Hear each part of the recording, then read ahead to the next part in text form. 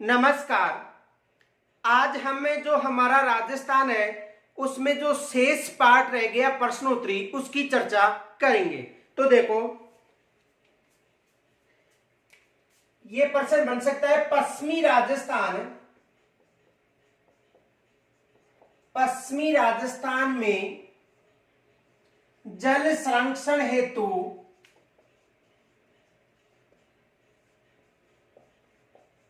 घरों में बनाए गए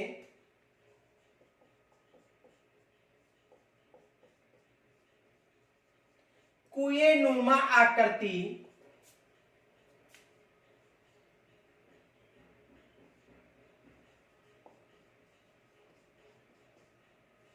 को कहा जाता है।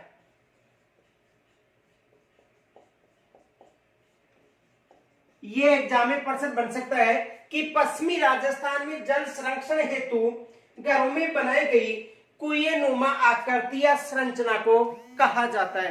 यानी जो पश्चिमी राजस्थान में जो मकान थे उनमें जो जल संरक्षण हेतु जो कुएं की जैसी आकृति की या कुएं जैसी संरचना की जो आकृति या संरचना का जो निर्माण किया जाता था उसे कहा जाता है। तो देखो, उसे क्या कहा जाता है? टांका कहा जाता है। क्या कहा जाता है? टांका। यानी पश्चिमी राजस्थान में घरों में जो जल संरक्षण हेतु, किसके लिए? जल संरक्षण हेतु जो कुएं नुमी आकृति या जो संरचना बनाई जाती है उसे क्या कहा जाता है? उसे टांका कहा जाता है। दूसरा प्रश्न यह बन सकता है कि पश्चिमी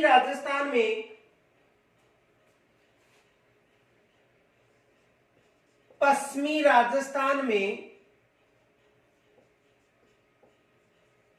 कृषि के लिए जल संरक्षण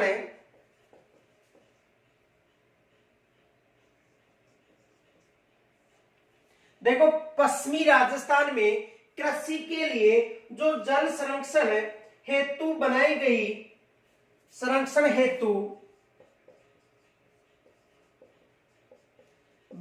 गई संरचना को कहा जाता है। दूसरा ये भी प्रश्न बन सकता है, देखो, पश्चिमी राजस्थान में कृषि के लिए संरक्षण हेतु जो आकृति बनाई जाती है उसे कहा जाता है। देखो, यहां पर पश्चिमी राजस्थान में जल संरक्षण हेतु और ये भी पश्चिमी राजस्थान में जल संरक्षण हेतु है, लेकिन ये कृषि कार्य के लिए और ये है घरों में जो कुएं नुमा आकृति को टांका कहा जाता है और इस कृषि के लिए जो आकृति बनाई जाती है उसे खड़ीन कहा जाता है। देखो, पश्चिमी राजस्थान में जल संरक्षण हेतु घरों में बनाए गए कुएं नुमा आकृति या संरचना को कहा जाता है, टांका कहा जाता है। ये याद रखना है, एग्जाम में यहां से प्रश्न बनने की संभावना है। क्या कहा जाता है? टांका। और जो कृषि के लिए, किसके लिए? कृषि के लिए यदि पूछा जाए तो कृषि के लिए जो भी आकृति या संरचना बनाई जाती है उसे क्या कहा जाता है? खड़ीन कहा जाता है। तो एक ये भी मोस्ट प्रश्न है और ये भी मोस्ट प्रश्न है, दोनों प्रश्न एग्जाम में बन सकते हैं। इनके अलावा देखो, एक प्रश्न ये भी बन सकता है कि वर्षा जल को रोककर जो धरातल का जो स्तर है उसे बढ़ाने के लिए किसका निर्माण किया जाता है? तो वर्षा जल को रोककर धरातल का जो जल स्तर है उसे बढ़ाने के लिए जो हड़ का निर्माण किया जाता है। पहले इन दोनों का स्क्रीनशॉट लीजिए।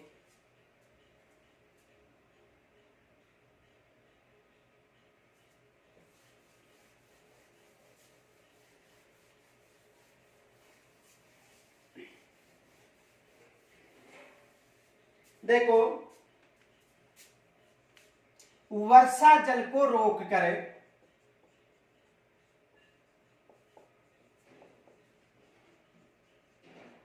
भूमिगत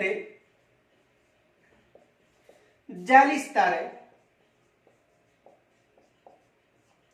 को बढ़ाने के लिए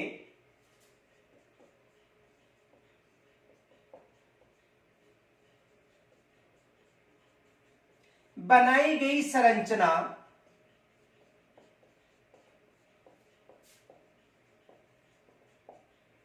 को कहा जाता है।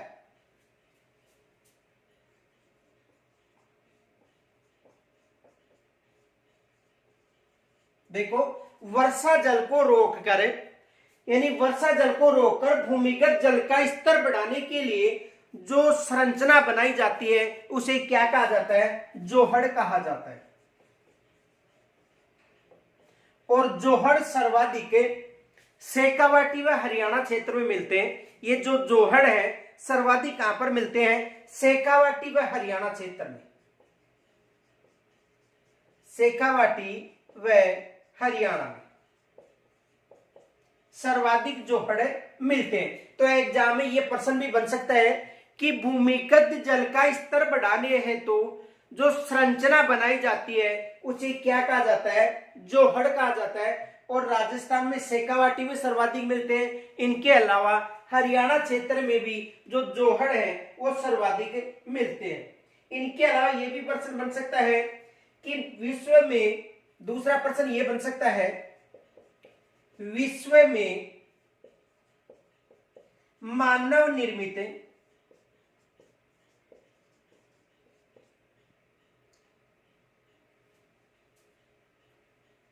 देखो, राजस्थान में मानव निर्मित मीठे पानी की सबसे बड़ी झील है।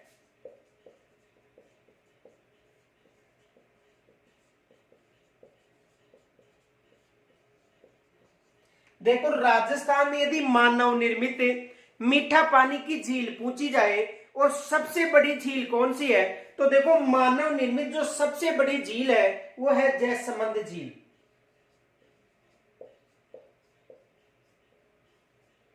कौन सी झील है? जयसमंद झील है। ये विशेष याद रखना कि राजस्थान में मानव निर्मित सबसे बड़ी यदि झील पूछी जाती है तो कौन सी है? जयसमंद। और दूसरी जो झील पूछी जाती है तो द्वितीय झील कौन सी है? राजसमंद।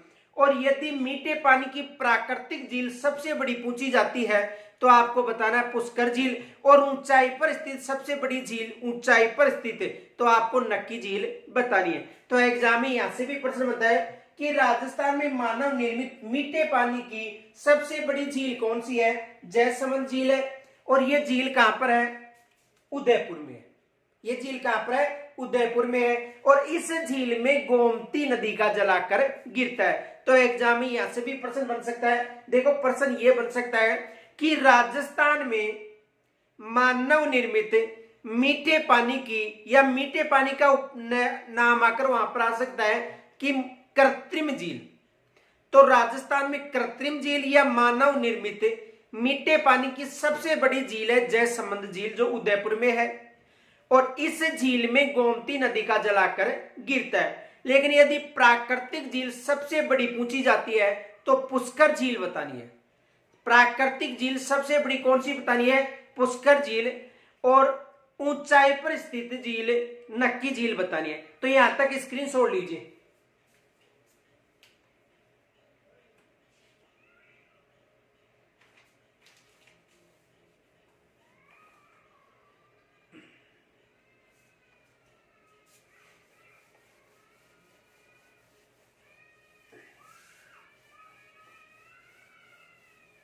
देखो, ये प्रश्न बन सकते हैं, ये फैक्ट याद रखना है।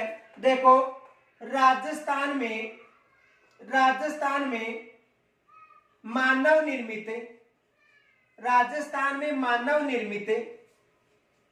सबसे बड़ी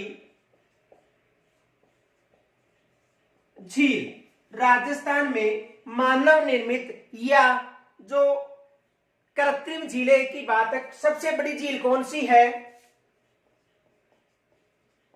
जयसमंद झील। सबसे बड़ी झील कौन सी है? जयसमंद झील। और यदि द्वितीय झील पूछी जाती है, द्वितीय झील, तो दूसरी झील कौन सी है? राजसमंद। ये याद रखना है। कि मानव निर्मित, यदि सबसे बड़ी झील जयसमंद जो कहां पर है, उदयपुर में, ये झील कहां पर है, उदयपुर में, और ये झील कहां पर है, राजसमंद में। तो देखो सबसे बड़ी झील कौन सी है, जयसमंद। अब देखो एग्जाम में ये भी प्रश्न बन सकता है, देखो ध्यान से समझना, प्रश्न ये बन सकता है, क्वेश्चन देखो, राजस्थान में मानव निर्मित सबसे बड़ी झील है, राजस्थान में मानव निर्मित सबसे बड़ी झील है, मानव निर्मित मीठे पानी की।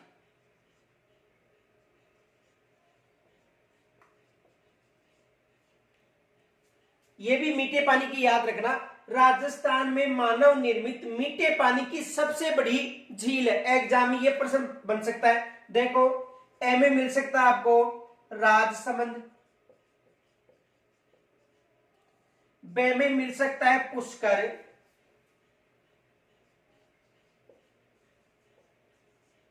पुष्कर झील,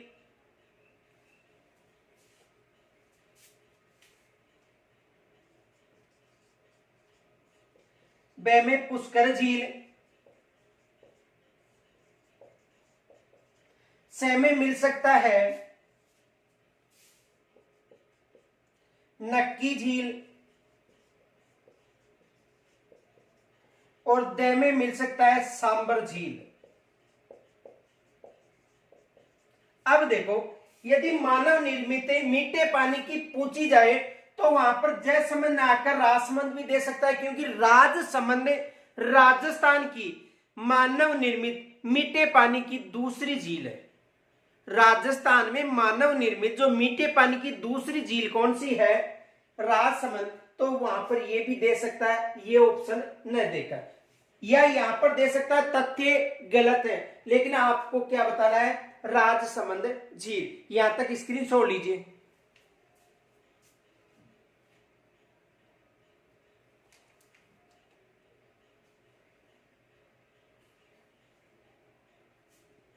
दूसरा प्रश्न ये बन सकता है,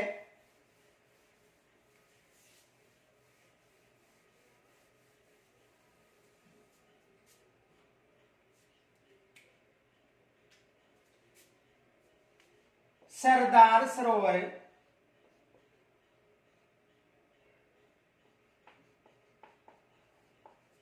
बांध परियोजना से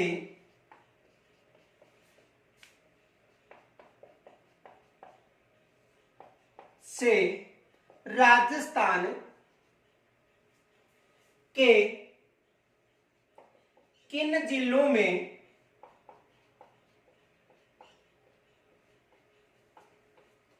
सिंचाई की जाती है।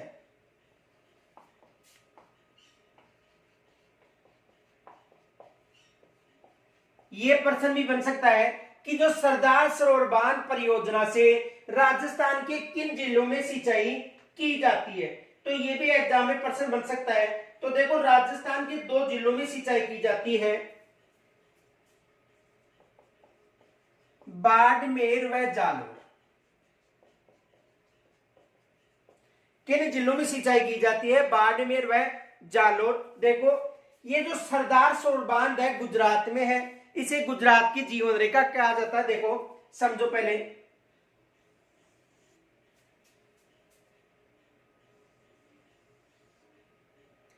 ये अरब सागर है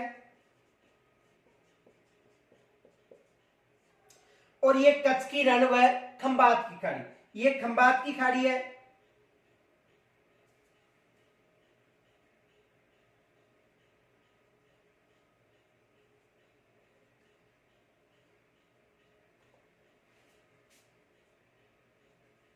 देखो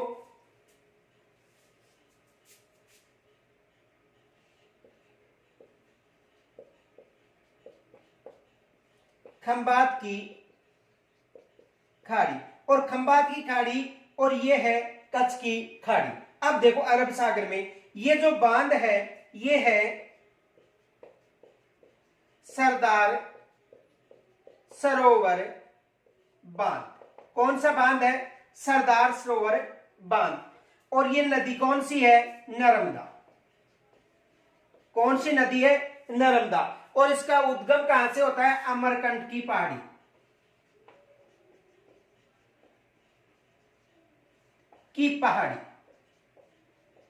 और कहां से? मध्य प्रदेश से।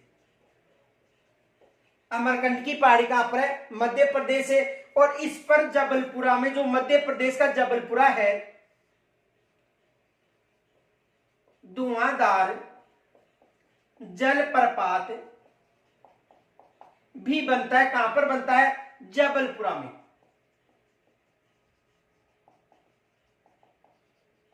कहां पर बनता है? जबलपुरा, मध्य प्रदेश में। इस नदी पर धुआंधार जलप्रपात भी बनता है। अब देखो, इस बांध को, जो सरदार सरोवर बांध है, इसे गुजरात की जीवन रेखा भी कहा जाता है। गुजरात की जीवन रेखा। इस बांध से राजस्थान के 2 जिलों में, देखो, ये प्रवेश होती है सिलूगांव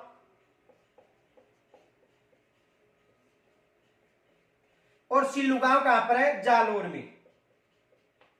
वहां से ये प्रवेश होते हैं। उसके बाद में बाड़मेर व जालोर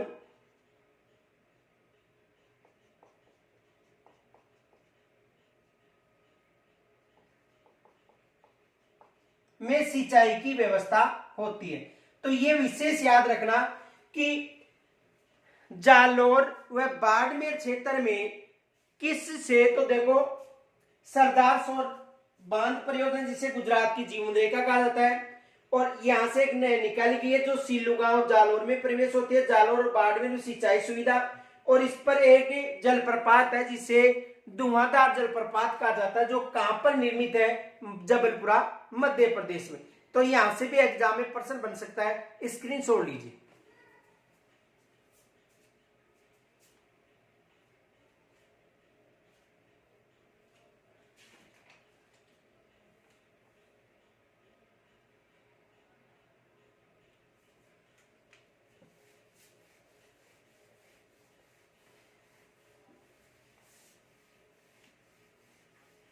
देखो, एक प्रश्न आपको कमेंट्स के द्वारा बताना है। जो सरदार सरोवर बांध परियोजना है, इस बांध परियोजना को जो प्रधानमंत्री नरेंद्र मोदी जी हैं, उन्होंने अपने जन्मदिन पर केंद्र को समर्पित किया था। तो उन्होंने कब या किस वर्ष के जन्मदिन पर इस परियोजना को केंद्र को समर्पित किया था? कमेंट्स के द्वारा आपको बताना है। आगे देखो, दूसरा प्रश्न यह बन सकता है, मानसून का जुआ किसे कहा जाता है?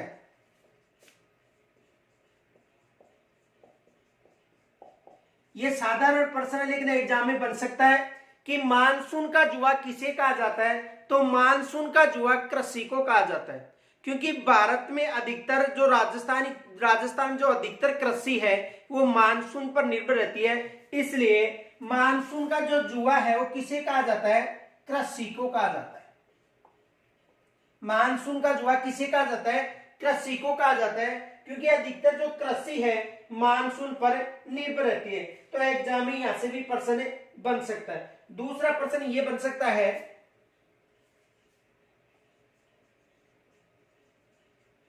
मरुस्थलीय क्षेत्र में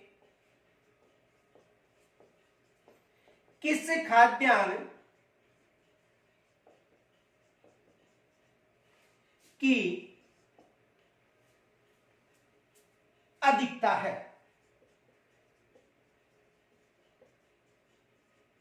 तो मरुस्थल क्षेत्र में कौन सा खाद्यान्न अधिक मिलता है? बाजरा। कौन सा खाद्यान्न? बाजरा। यानी यदि मरुस्थल क्षेत्र या पश्चिमी राजस्थान की बात करें, तो इसमें सर्वाधिक क्या मिलता है? बाजरा। तो ये भी एग्जाम में प्रश्न बन सकता है। दूसरा प्रश्न ये बन सकता है, निम्न में से कौन सी फसल के लिए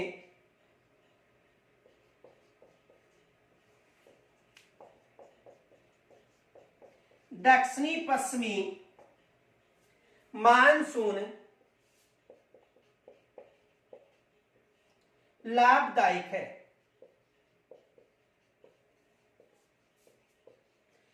निम्न में से कौन सी फसल के लिए दक्षिणी पश्चिमी जो मानसून है वो लाभदायक है? वहां पर आपको ऑप्शन मिल सकता है गेहूं,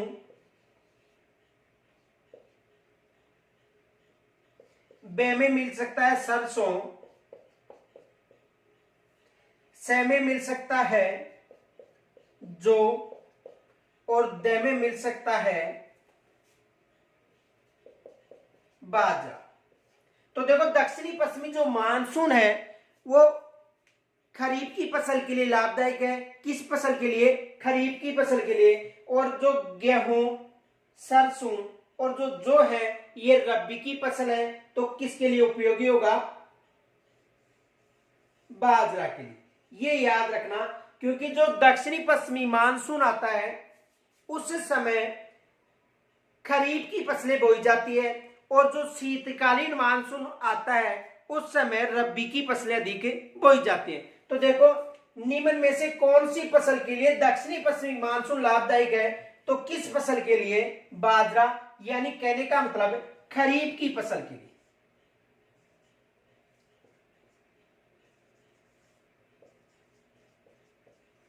किस फसल के लिए? खरीफ की फसल के लिए। तो यहां तक स्क्रीनशॉट लीजिए।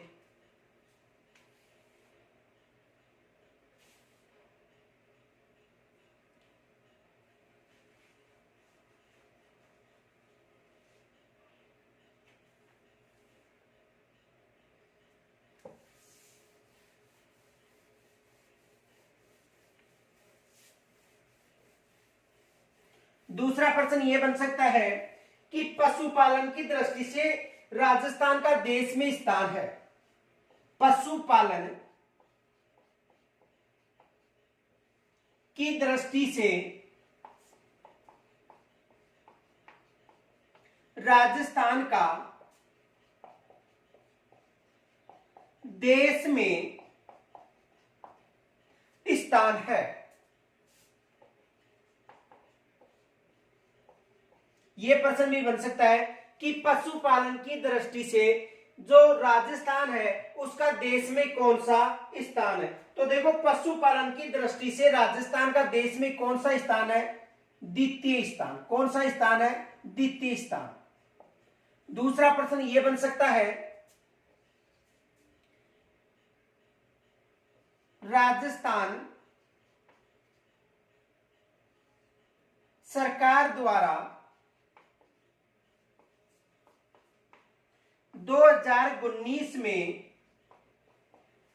राजस्थान सरकार द्वारा 2019 में राजस्थान में कौन सी पशु गणना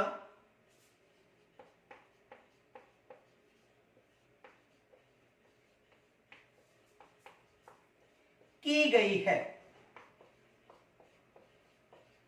तो देखो राजस्थान सरकार द्वारा 2019 में राजस्थान में कौन सी पशु गणना की गई है? ये भी एग्जाम में प्रश्न बन सकता है। वैसे देखो ये सिलेबस में नहीं है, पशु गणना का टॉपिक जो पात्रता एग्जाम है, आगे जो मेन एग्जाम है उसमें टॉपिक शामिल हो सकता है। तो देखो 2019, ये 19 याद रखना, कहने का मतलब 2020 में राजस्थान सरकार द्वारा 2019 में कौन सी पशु गणना की गई थी? तो कौन सी की गई थी? 20वीं, सॉरी, कौन सी पशु गणना? 20वीं। देखो ये याद रखना 19 के बाद में 20, तो कौन सी पशु गणना की गई थी? 20वीं पशु गणना की गई थी राजस्थान सरकार के द्वारा। तो एग्जाम में ये भी प्रश्न बन सकता है। दूसरा ये प्रश्न बन सकता है कि 20वीं पशु गणना में, 20वीं पशु गणना में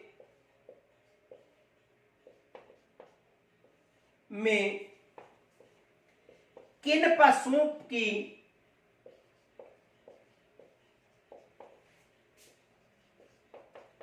चिंताजनक देखो 20वीं पशु गणना में किन पशुओं की चिंताजनक स्थिति रही है।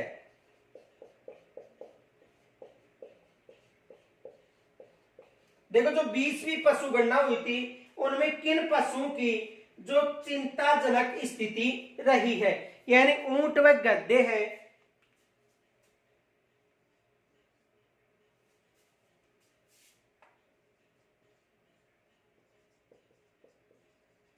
ऊंट व गधों की चिंताजनक स्थिति रही है, क्योंकि इनकी जो संख्या है वो घटी है न कि बढ़ी है। किन किन की? राजस्थान का जो पशु है ऊंट व गधों की जो संख्या है वो घटी है। अब देखो यहां से एग्जाम में एक प्रश्न और बन सकता है कि जो राजस्थान का जो राज्य पशु है घरेलू पशु ऊंट को राजस्थान का राज्य पशु कब घोषित किया था। ऊंट को राजस्थान का राज्य पशु कब घोषित किया था, ये आपको कमेंट्स के द्वारा बताना, क्योंकि ये भी एग्जाम में प्रश्न बन सकता है कि जो ऊंट है उसे राजस्थान का राज्य पशु कब घोषित किया गया था। ये आपको कमेंट्स के द्वारा बताना है। यहां तक स्क्रीन छोड़ लीजिए।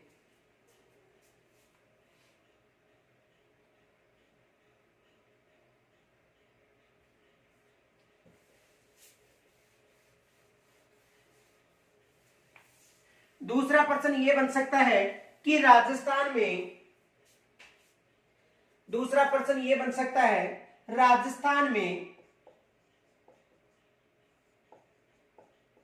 लगभग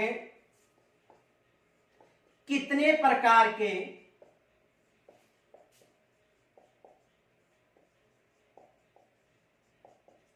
खनिज पाए जाते हैं।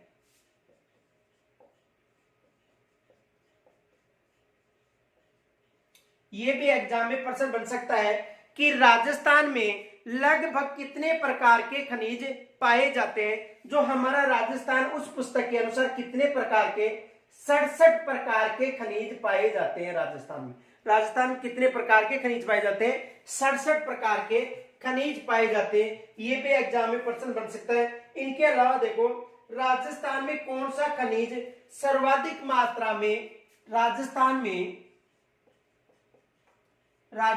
में कौन सा खनिज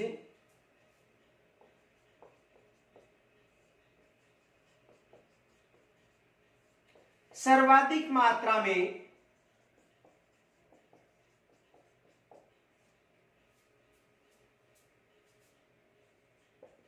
पाया जाता है।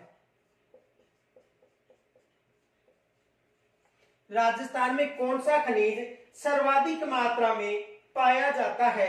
एग्जाम में यह भी प्रश्न बन सकता है। देखो 67 प्रकार के खनिज याद रखना है। इनके अलावा राजस्थान में रॉक फास्फेट सर्वाधिक मात्रा में पाया जाता है।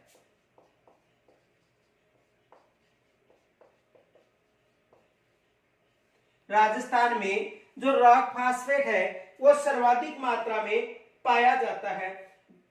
यह भी प्रश्न बन सकता है। देखो राजस्थान में सर्वाधिक सिंचाई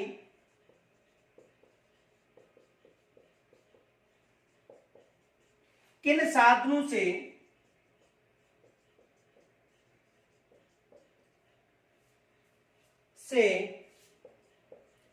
की जाती है।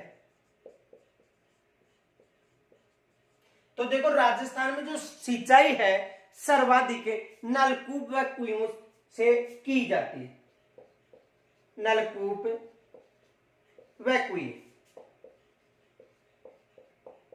इन साधनों से राजस्थान में सर्वाधिक सिंचाई की जाती है। तो देखो राजस्थान में लगभग 67 प्रकार के खनिज पाए जाते हैं।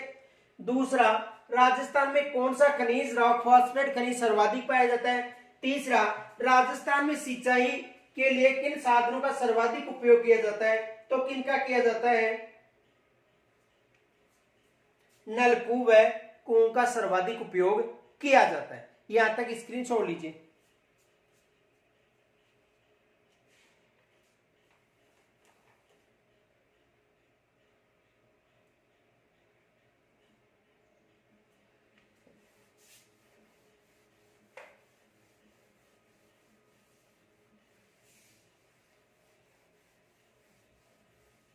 आगे देखो, ये भी प्रश्न बन सकता है कि राजस्थान में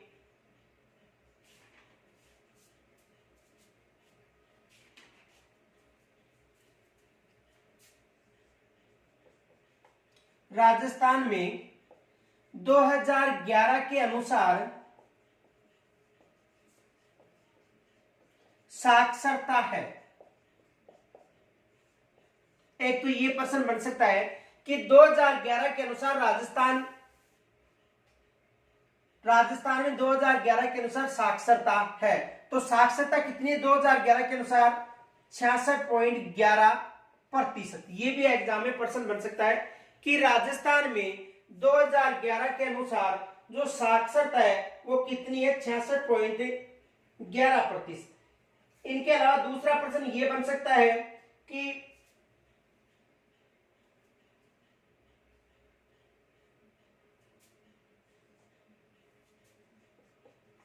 राजस्थान में 2011 के अनुसार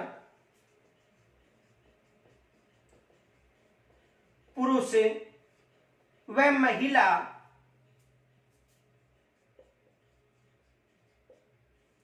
साक्षरता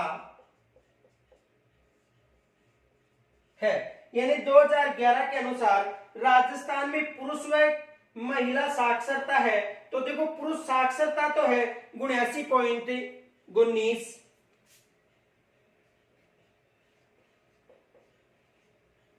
और महिला साक्षरता है 52.12%।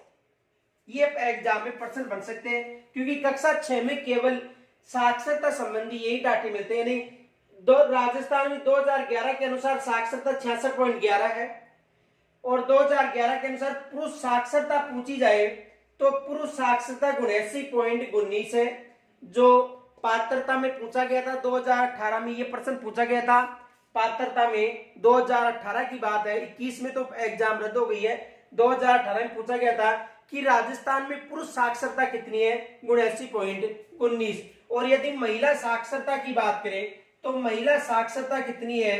52.12। तो ये 3 फैक्ट तो याद रखना है आपको, यानी कुल साक्षरता याद रखनी है, पुरुष साक्षरता याद रखनी है, और महिला साक्षरता का प्रतिशत याद रखना है, क्योंकि एग्जाम में दिया जा सकता है कि पुरुष साक्षरता का प्रतिशत और महिला साक्षरता का प्रतिशत। तो यहां तक स्क्रीनशॉट लीजिए।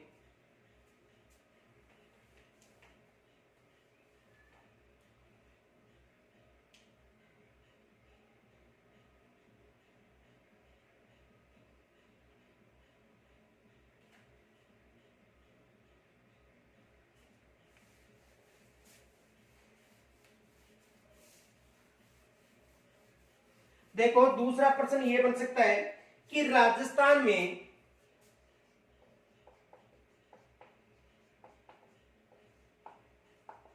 कितने रेलवे मंडल हैं? ये भी एग्जाम में प्रश्न आ सकता है क्योंकि परिवहन टॉपिक है। तो राजस्थान में कितने रेलवे मंडल हैं? तो राजस्थान में कितने रेलवे मंडल हैं? देखो, राजस्थान में जो रेलवे मंडल है अजमेर, जयपुर, जोधपुर, बीकानेर, कोटा। राजस्थान में कितने रेलवे मंडल हो गए? 5 रेलवे मंडल हैं। देखो कौन कौन से हैं? एक अजमेर है, दूसरा है जयपुर है, तीसरा जोधपुर है, और चौथा बीकानेर, और 5वां रेलवे मंडल कौन सा है? कोटा। यानी केवल जो 7 संभाग है उनमें 2 संभाग छोड़ने, उदयपुर व भरतपुर। उदयपुर और भरतपुर संभाग छोड़ना है, बाकी 5 रेलवे मंडल। कितने रेलवे मंडल है राजस्थान में? 5। और यदि जोन की बात करें तो राजस्थान में केवल 2 ही जोन है, ये भी याद रखना। राजस्थान में यदि रेलवे जोन की बात करें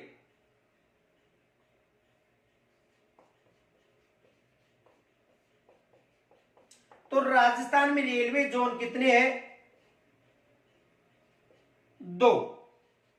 राजस्थान में रेलवे जोन कितने हैं? 2। देखो 2 कौन से हैं? उत्तरी पश्चिमी रेलवे जोन व मध्य रेलवे जोन। यानी राजस्थान में कितने रेलवे जोन है? 2 रेलवे जोन है, उत्तरी पश्चिमी व मध्य रेलवे जोन। देखो इसको याद करने का तरीका केवल 2 संभाग याद रख लो, भरतपुर व उदयपुर संभाग। बाकी जो 5 संभाग हैं उनमें रेलवे मंडल है। इसको तो ऐसे याद कर लो। दूसरा, राजस्थान में रेलवे जोन है 2, उत्तरी पश्चिमी रेलवे व मध्य रेलवे। तो देखो उत्तरी पश्चिमी व मध्य रेलवे को याद करने का मतलब है कि ऐसा एक कोण बना लो। तो ये ऊपर हो गया उत्तर, और ये हो गया पश्चिम, और ये हो गया मध्य। तो ये हो गया, देखो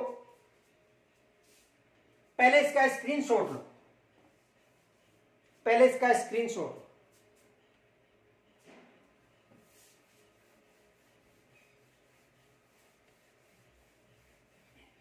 देखो यदि रेलवे जोन की बात करें तो रेलवे जोन कितने हैं?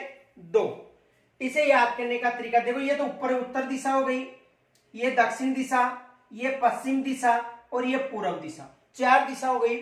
अब देखो ये चिन्ह बना लो। देखो उत्तर दिशा, पश्चिम दिशा, दक्षिण दिशा और पूर्व। रेलवे जोन की बात करें राजस्थान में तो ये तो हो गया उत्तर पश्चिम, उत्तर पश्चिम रेलवे जोन, और ये हो गया मध्य रेलवे जोन। तो राजस्थान में कितने रेलवे जोन हो गए? एक तो उत्तर पश्चिम रेलवे जोन और दूसरा हो गया मध्य रेलवे जोन। तो राजस्थान में 2 रेलवे जोन है और 5 मंडल है। ये याद रखना है, एग्जाम में प्रश्न बन सकता है। प्रश्न ये बन सकता है कि राजस्थान में कौन सा रेलवे जोन नहीं है या कौन सा रेलवे जोन है, ये तो प्रश्न बन सकता है। या दूसरा प्रश्न बन सकता है कि राजस्थान में कौन सा रेलवे मंडल नहीं है। तो 2 याद रख लो या 5 याद रख लो। उदयपुर और भरतपुर याद रख लो, यहां पर रेलवे मंडल नहीं है, या 5 याद रख लो। ठीक है। और यदि जोन की बात करें तो जोन उत्तर पश्चिम हो गया और ये मध्य, तो जोन कितने हो गए? 2।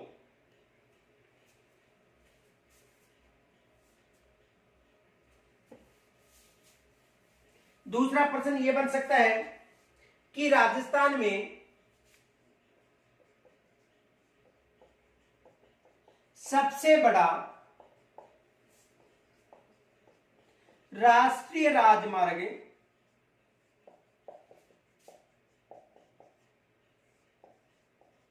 है। राजस्थान में सबसे बड़ा राष्ट्रीय राजमार्ग है कक्षा 6 की पुस्तक के अनुसार NH-15, और यदि सबसे छोटा पूछे तो सबसे छोटा है NH-73B। ये 2 विशेष याद रखना। और व्यस्तम है NH-8, जिसे 48 के नाम से भी जाना जाता है। व्यस्तम कौन सा है? NH-8, जिसे वर्तमान में NH-48 के नाम से जाना जाता है। ये भी पूछा जा सकता है, सबसे व्यस्तम।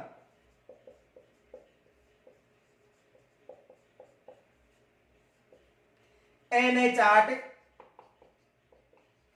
जिसे 48 के नाम से जाना जाता है। तो सबसे लंबा राष्ट्रीय राजमार्ग NH-15, सबसे यदि छोटा की बात करें तो 73B, और सबसे व्यस्तम NH-48। इनके अलावा दूसरा प्रश्न ये भी बन सकता है, राजस्थान राज्य परिवहन निगम की स्थापना राजस्थान राज्य परिवहन निगम की स्थापना कब की गई थी?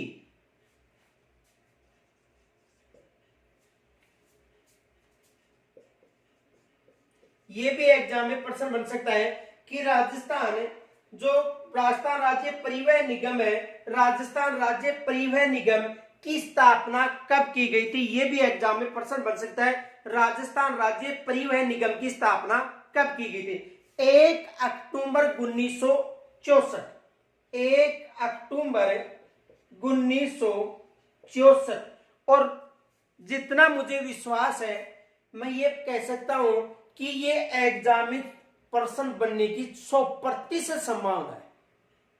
यहां से एग्जाम ये प्रश्न बन सकता है कि राजस्थान परिवहन निगम की स्थापना कब की गई थी? 1 अक्टूबर 1964 को। तो यहां से एग्जाम में ये प्रश्न बन सकता है। इसी प्रश्न को मोस्ट मान लेना कि राजस्थान परिवहन निगम की स्थापना कब की गई थी? तो राजस्थान परिवहन निगम की स्थापना 1 अक्टूबर 1964 को की गई थी। इनके अलावा सर्वाधिक सड़कों की लंबाई पूछे जोधपुर और न्यूनतम पूछे तो आपको बतानी है धौलपुर। सर्वाधिक कहां पर बताना है? जोधपुर। और न्यूनतम कहां पर बताना है? सर्वाधिक जोधपुर और न्यूनतम धौलपुर। यहां तक स्क्रीनशॉट लीजिए।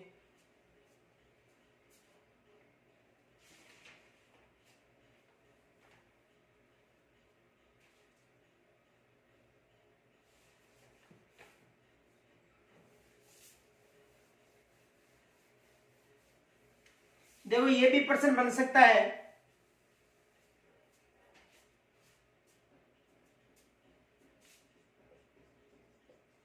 किस माह में तीज का त्योहार मनाया जाता है? ये भी एग्जाम में प्रश्न बन सकता है कि किस माह में तीज का त्योहार मनाया जाता है। तो तीज का त्योहार किस माह में मनाया जाता है? श्रावण माह में मनाया जाता है। किस माह में मनाया जाता है? श्रावण माह में। देखो राजस्थान में जो तीज का जो त्योहार है किस माह में मनाया जाता है? श्रावण माह में मनाया जाता है। यहां से भी एग्जाम में प्रश्न बन सकता है। देखो यदि तीज की बात करें तो देखो श्रावण माह शुक्ल पक्ष तृतीया को मनाया जाता है।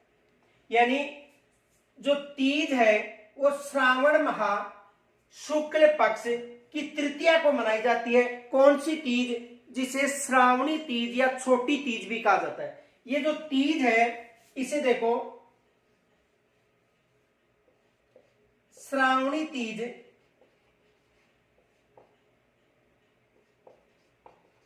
या छोटी तीज भी कहा जाता है।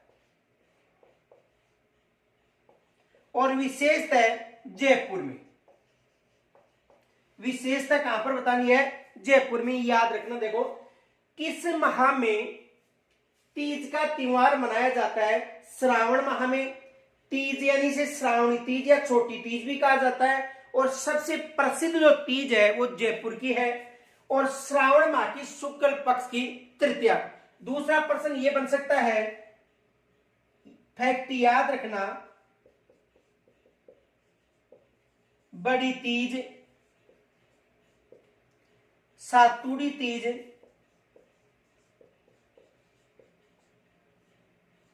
बूढ़ी तीज,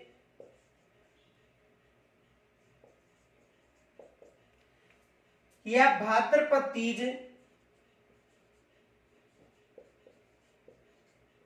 कब मनाई जाती है? देखो बड़ी तीज, सातुड़ी तीज, या तो आएगा बड़ी तीज, या आएगा सातुड़ी तीज, या आएगा बूढ़ी तीज, या भाद्रपद तीज कब मनाई जाती है? यहां से भी एग्जाम में प्रश्न बन सकता है। तो देखो ये भाद्रपद माह में मनाई जाती है। यानी यहां पर भाद्रपद माह दे रखा है लेकिन वहां पर केवल बड़ी तीज, सातुड़ी तीज और बूढ़ी तीज मिलेगा ऑप्शन में, भाद्रपद नहीं मिलेगा। लेकिन मैंने आपको भाद्रपद भी बता दिया है। भाद्रपद माह में कब? देखो भाद्रपद माह में यदि बात की जाए तो ये तो श्रावण शुक्ल पक्ष की तृतीया को, और ये भाद्रपद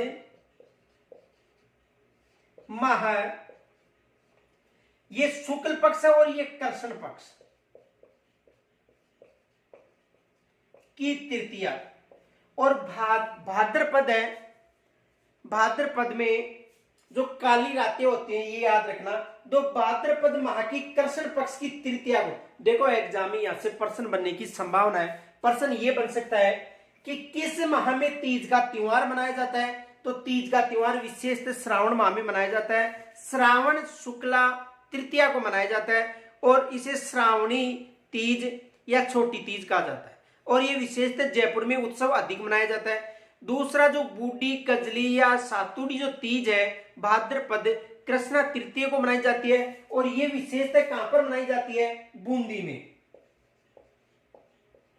ये विशेषतः कहां पर मनाई जाती है, बूंदी में। तो यहां से ये प्रश्न बन सकते हैं, स्क्रीनशॉट लीजिए।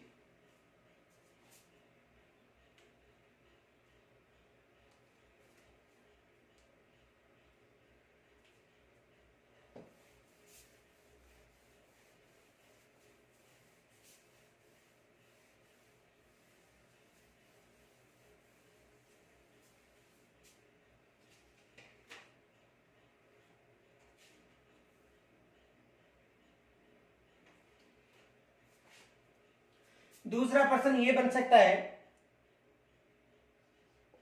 पर्वतसर पशु मेला किसकी स्मृति में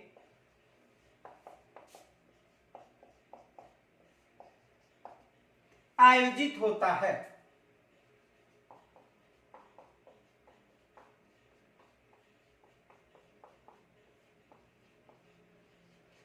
पर्वतसर पशु मेला किसकी स्मृति में आयोजित होता है। तो देखो तेजाजी की स्मृति में।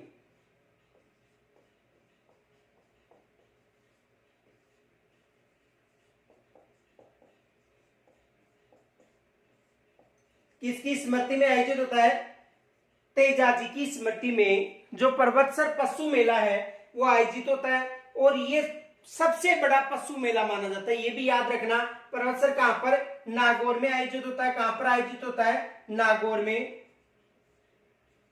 और सबसे बड़ा पशु मेला माना जाता है कौन सा, पर्वतसर में जो तेजाजी का जो मेला है ये सबसे बड़ा पशु मेला माना जाता है। तो एग्जाम में यहां से भी प्रश्न बन सकता है। दूसरा प्रश्न ये बन सकता है,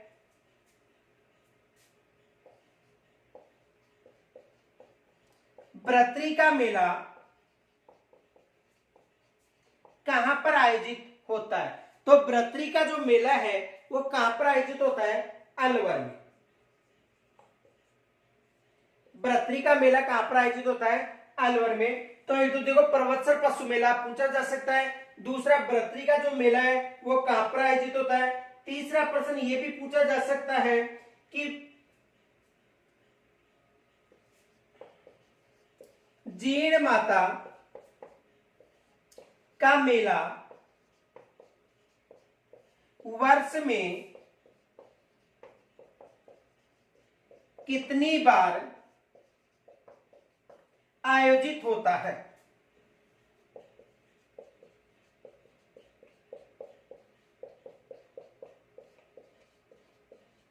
यानी जो जीण माता का जो मेला है, यानी जीण माता का मेला वर्ष में कितनी बार आयोजित होता है। एग्जाम में यहां से भी प्रश्न बन सकता है। तो ये मेला वर्ष में कितनी बार आयोजित होता है, 2 बार आयोजित होता है। कितनी बार आयोजित होता है, 2 बार। यहां से भी एग्जाम में प्रश्न बन सकता है कि ये जो मेला है कितनी बार आयोजित होता है, 2 बार।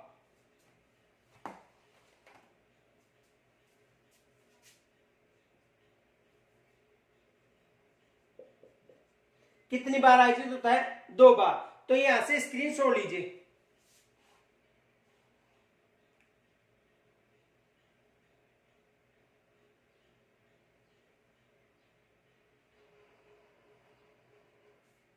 दूसरा प्रश्न यह बन सकता है कि शीतला माता का जो मेला है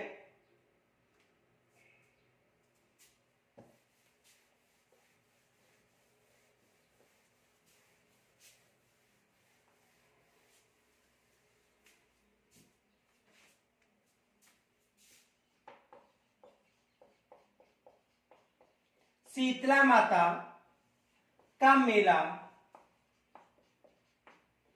प्रमुख शीतला माता का मेला प्रमुख है। देखो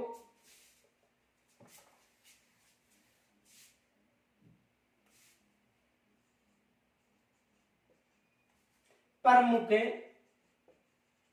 शीतला माता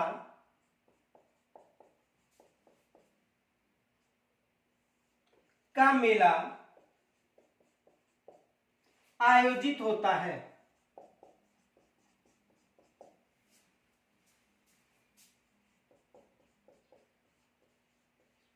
ये भी एग्जाम में प्रश्न बन सकता है कि शीतला माता का जो प्रमुख मेला है वो कहां पर आयोजित होता है, तो जयपुर में चाकसू के पास और उदयपुर में वल्लभ नगर, यानी वल्लभ नगर उदयपुर और चाकसू जयपुर में ये प्रमुख मेला आयोजित होता है। देखो कहां पर है,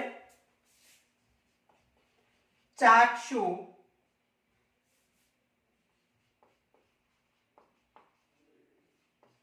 जयपुर, वल्लभ नगर उदयपुर, यानी चाकसू जयपुर में और वल्लभ नगर उदयपुर में जो शीतला माता है इसका प्रमुख मेला आयोजित होता है। और ये मेला कब आयोजित होता है,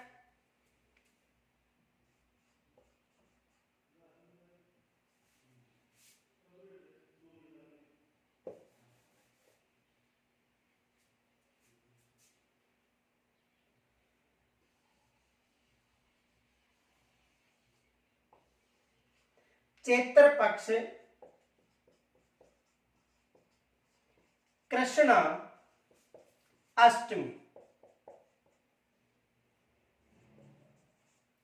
ये जो मेला कब आयोजित होता है शीतला माता का, चैत्र पक्ष कृष्ण अष्टमी को। तो ये भी एग्जाम में प्रश्न बन सकता है कि प्रमुख शीतला माता का जो मेला है वो कहां पर आयोजित होता है, चाकसू जयपुर और वल्लभ नगर उदयपुर में, और कब आयोजित होता है, चैत्र पक्ष की कृष्ण अष्टमी को ये मेला आयोजित होता है। तो एग्जाम में यहां से भी प्रश्न बन सकता है। दूसरा प्रश्न ये बन सकता है,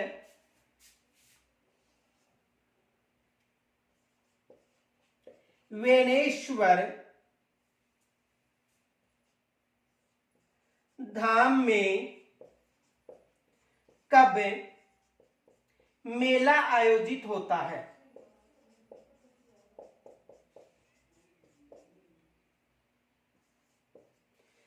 जो वेनेश्वर धाम डूंगरपुर है यहां पर मेला कब आयोजित होता है, माघ पूर्णिमा, माघ पूर्णिमा।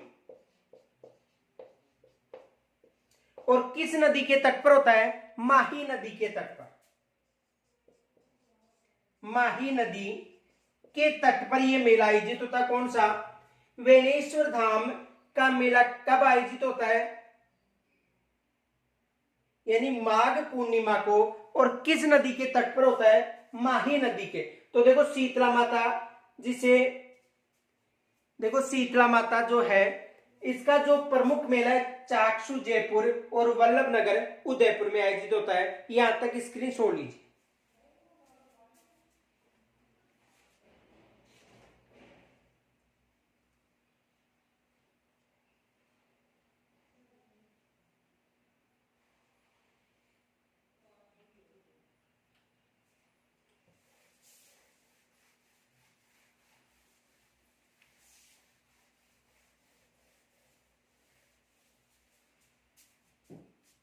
दूसरा प्रश्न यह बन सकता है, किस दिन बिना मुहूर्त निकाले ही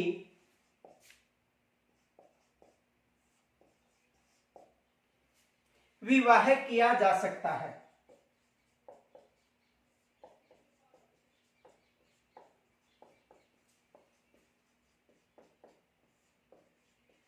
देखो किस दिन बिना मुहूर्त निकाले ही विवाह किए जा सकते हैं, यानी सर्वाधिक बाल विवाह होते हैं उस दिन, सर्वाधिक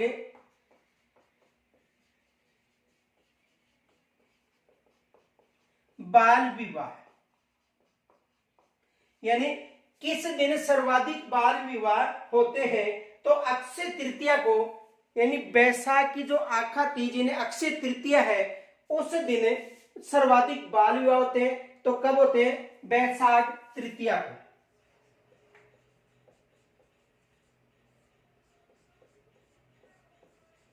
कब होते हैं? बैसाख की जो तृतीया है उसको सर्वाधिक, यानी बैसाख तृतीया है बैसाख माह की शुक्ल तृतीया। देखो बैसाख तृतीया बैसाख माह की शुक्ल तृतीया, ये याद रखना। एग्जाम में यहां से प्रश्न बन सकता है। प्रश्न दो तरह से बन सकता है कि ऐसा कौन सा दिन है उस दिन बिना मूर्त यानी अजूबर यानी बिना मूर्त निकाले ही विवाह किए जाते हैं। तो कौन सा है? बैसाख माह की शुक्ल तृतीया को। और दूसरा प्रश्न ये बन सकता है कि सर्वाधिक जो बाल विवाह है वो किस दिन होते हैं? तो बैसाख माह की जो अक्षय तृतीया है उस दिन सर्वाधिक बाल विवाह होते हैं। इनके अलावा देखो ये भी प्रश्न आ सकता है, यहां तक स्क्रीन छोड़ लीजिए।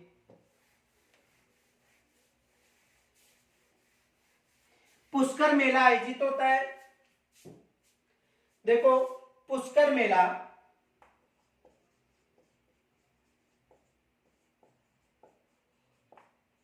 कब आयोजित होता है? कार्तिक पूर्णिमा।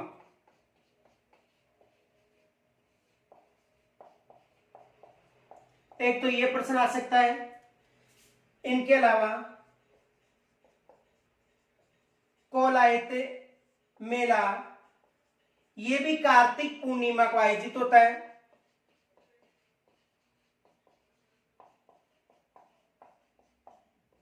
तो देखो पुष्कर मेला कार्तिक पूर्णिमा को, कोलायत मेला कार्तिक पूर्णिमा को, और केला देवी का मेला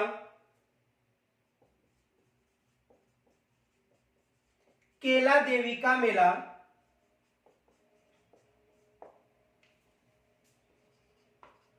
चैत्र शुक्ल अष्टमी को आयोजित होता है। चैत्र शुक्ल अष्टमी को, यानी केला देवी का जो मेला है कहां पर आयोजित होता है? करौली में। ये भी याद रखना, ये मेला कहां पर आयोजित होता है? करौली में।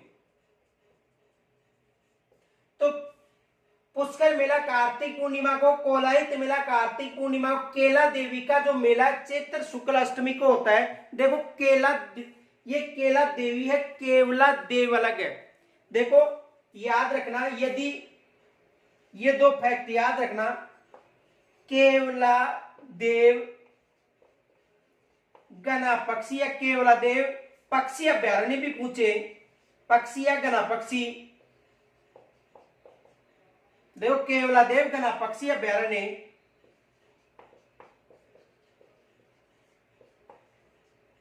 कहां पर है? भरतपुर में।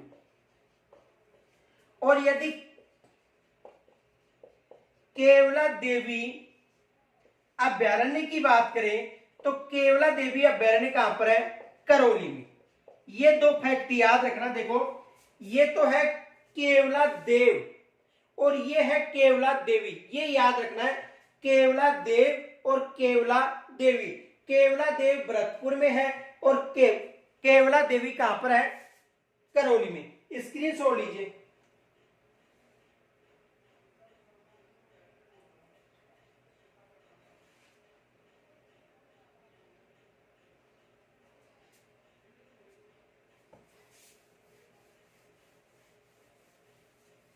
दूसरा प्रश्न ये बन सकता है, महावीर जी का मेला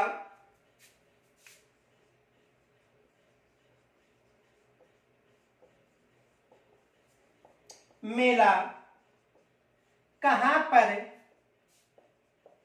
आयोजित,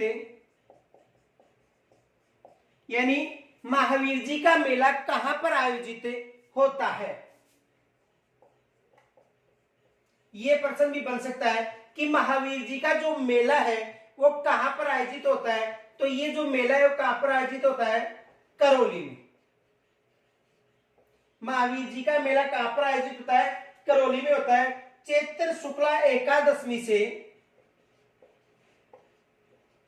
चैत्र शुक्ला एकादशमी यानी चैत्र शुक्ला एकादशमी से वैशाख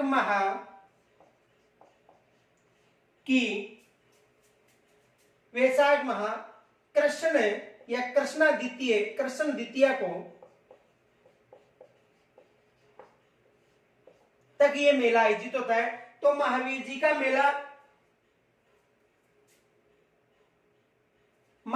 का जो मेला है वो कहां पर आयोजित होता है? करौली में। चैत्र शुक्ला एकादशमी से लेकर वैशाख माह की कृष्ण द्वितीया को ये मेला चलता है। तो देखो मेला कहां से प्रारंभ होता है? चैत्र शुक्ला एकादशमी से, यानी 11 से। और वैशाख माह की जो द्वितीया है, वैशाख माह में कृष्ण पक्ष की द्वितीया है, यहां तक ये मेला चलता है। कौन सा मेला? महावीर जी का मेला। और देखो जो कक्षा 6 की पुस्तक है उसमें जो महावीर जी का मेला और जो केला देवी का जो मेले हैं, दोनों को सवाई माधोपुर में बता रखा है, लेकिन दोनों कहां पर है? करौली में। ये याद रखना। यदि किसी के पास वो बुक है तो वहां पर ये प्रिंटिंग मिस्टेक हो चुकी है, तो देख लेना। महावीर जी का मेला वहां पर सवाई माधोपुर बता रखा है, लेकिन महावीर जी का मेला कहां पर आयोजित होता है? करौली में। और जो केला देवी है वो सवाई माधोपुर बता रखा है, कहां पर आयोजित होता है? करौली में। और ये मेला कब आयोजित होता है? चैत्र शुक्ला एकादशमी से वैशाख माह की कृष्ण द्वितीया तक ये मेला आयोजित होता है। तो दोनों विशेष याद रखना। इनके अलावा देखो हरियाली अमावस्या का मेला,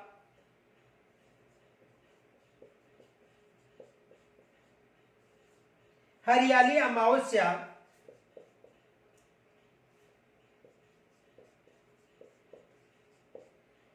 का मेला कब आयोजित होता है?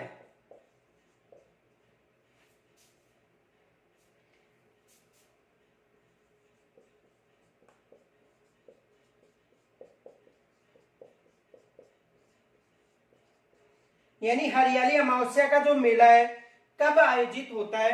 तो श्रावण माह की अमावस्या कब आयोजित होता है? श्रावण माह की अमावस्या को ये मेला आयोजित होता है। ये याद रखना, कब आयोजित होता है? श्रावण माह की अमावस्या को। यानी हरियाली श्रावण माह याद रखना, अमावस्या तो अमावस्या। तो ये मेला कब आयोजित होता है? श्रावण माह की अमावस्या को।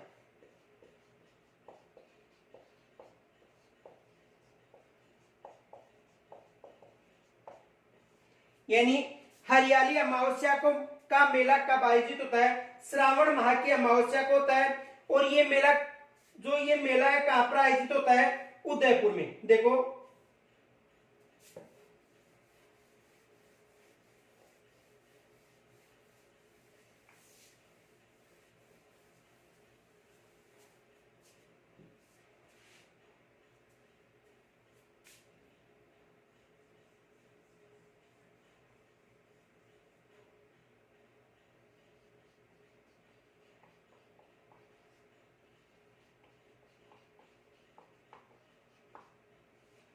हरियाली अमावस्या, ये मेला कहां पर आयोजित होता है?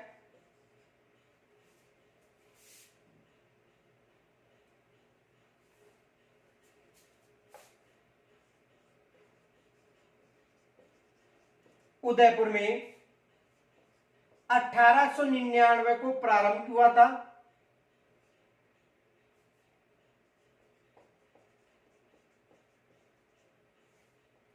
और श्रावण अमावस्या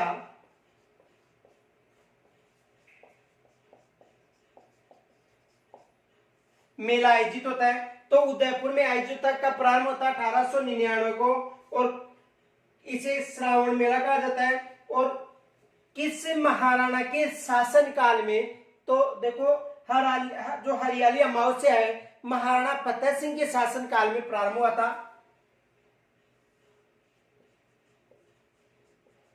महाराणा फतेह सिंह के शासनकाल। तो देखो एग्जाम में प्रश्न बन सकता है कि जो हरियाली अमावस्या है इसका जो मेला था वो श्रावण अमावस्या को हुआ था और 1899 में प्रारंभ हुआ था। और इसके समय महाराणा कौन था? उदयपुर के महाराणा फतेह सिंह के शासनकाल में यह प्रारंभ हुआ था। तो एग्जाम में यहां से प्रश्न बन सकता है। आगे देखो अगला प्रश्न ये भी बन सकता है कि किसे गरीब नवाज के नाम से जाना जाता है। दूसरा प्रश्न ये बन सकता है किसे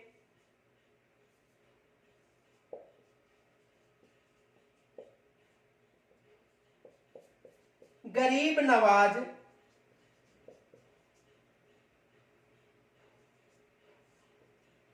के नाम से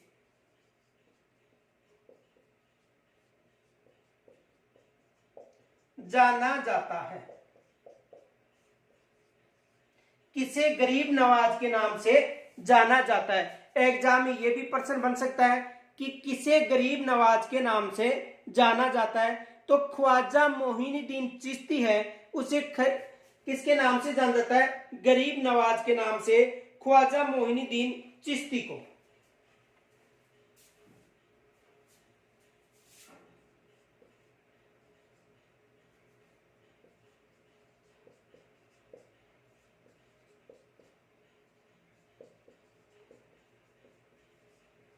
ख्वाजा मोहिनुद्दीन जो चिश्ती है इसे किसके नाम से जाना जाता है?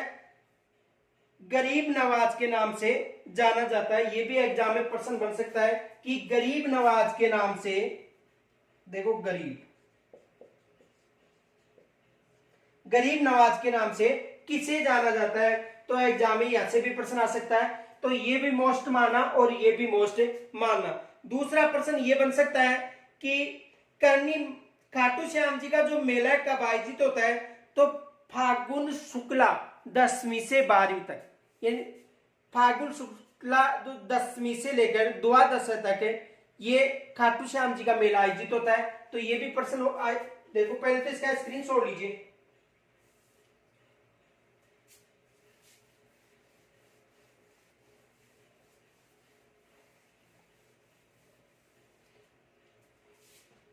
देखो ये तो प्रश्न ये बन सकता है कि खाटू श्याम जी का जो मेला कब आयोजित होता है? तो खाटू श्याम जी का जो मेला है फागुन माह में दशमी से लेकर द्वादश तक इसका मेला आयोजित होता है। किसका मेला आयोजित होता है? खाटू श्याम जी का मेला। इनके अलावा देखो अन्य जो मेले हैं इनकी आपको तिथि याद रखनी है कि किस तारीख को कौन सा मेला आयोजित होता है। आज जो हमारा जो कक्षा 6 हमारा राजस्थान की जो पुस्तक है उसमें जो प्रश्न उत्तरी थी वो समाप्त हो चुके हैं और कल से कक्षा 7वीं की जो हमारा राजस्थान है उसके जो प्रश्न उत्तर है वो हम प्रारंभ करेंगे। तो यहां तक यदि कोई समस्या हो तो कमेंट्स के द्वारा जरूर बताना। कक्षा 6 से जो मोस्ट जो प्रश्न बन रहे थे उनका जो अध्ययन है मैंने आपको करा दिया है। अब इनके अलावा आपको कक्षा 6 की जो पुस्तक है उसकी एक बार रीडिंग जरूर मारनी है, क्योंकि कुछ ऐसे फैक्ट होते हैं जो नजर में नहीं आते हैं, वो आपको मिल सकते हैं। तो कक्षा 6 को एक बार दोबारा देखना है आपको ध्यानपूर्वक। इनके अलावा जो जितने भी कक्षा 6 से संबंधित जो हमारे प्लेलिस्ट में वीडियो है उनका अध्ययन करना है। कल हम कक्षा 7 हमारा राजस्थान का अध्ययन करेंगे और उसके बाद जब कक्षा 7 का अध्ययन पूरा होने के बाद कक्षा 8 हमारा राजस्थान का अध्ययन करेंगे। तो यहां तक यदि कोई समस्या हो तो कमेंट्स के द्वारा जरूर बताना। धन्यवाद।